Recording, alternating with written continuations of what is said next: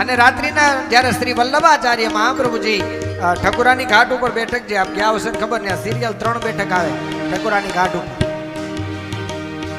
અને મહાપ્રભુજી વિશ્રામ કરે છે. તો રાત્રિના સમયની અંદર જ્યાં મહાપ્રભુજી પોઈડા છે, તો રાત્રિના ભગવાન અંતરિક્ષની અંદર સાક્ષાત ભગવતામ પ્રોક્ત ભગવાન બોલ્યા છે કે હે વલ્લભ, જગતના જીવનો ઉદ્ધાર કરવા આપનું પ્રાગટ્ય થયું છે.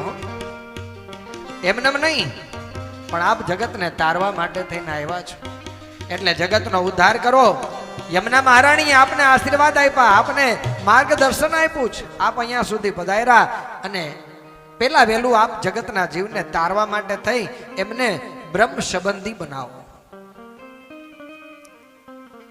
પેલા વહેલી બ્રહ્મ સંબંધની દીક્ષા અર્પણ કરો આપ.